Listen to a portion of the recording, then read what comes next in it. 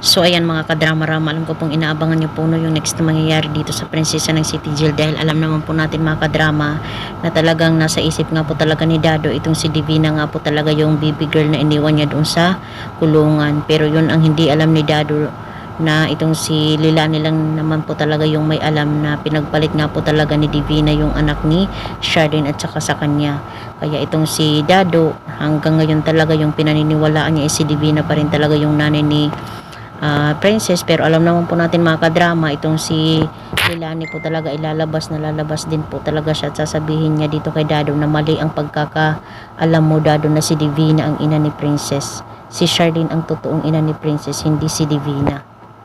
Diba? At dahil nga po talaga dito mga kadrama ay talagang masasagot na nga po talaga ni Dado yung kasagutan na matagal na niya talagang gustong malaman mula talaga dito kay Lilani, dahil si Lilani lang naman po talaga yung magiging susi para nga po talaga malaman nila yung katotohanan about talaga sa pagkatao ni Princess at saka ni Charlene at saka ni Libby. Kaya mga kadrama, hoping din po talaga tayo na magising na nga po talaga itong si Lilani, no?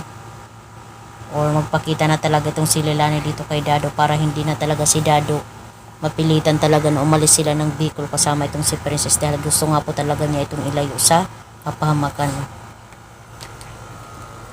Kaya mga kadrama, maraming salamat again sa palagi niyong panonood.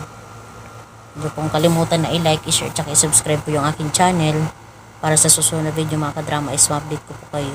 Kaya abangan na lang po talaga natin yung pagsabi talaga ng katotohanan ni Lilani dito kay Dado para na itong si Dado ay hindi na po talaga malilito pa. Kaya maraming salamat again mga kadrama sa palagi niyong panonood. Huwag niyo pong kalimutan na i-like, i-share, at subscribe po yung aking channel para sa susunod na video is ma-update ko po kayo. Maraming salamat again sa palaging pag-support sa aking channel. Abangan na lang po natin yung scenario na mangyayari dito mga kadrama, dahil papalapit na talaga yung paglabas ni Lilani. Bye!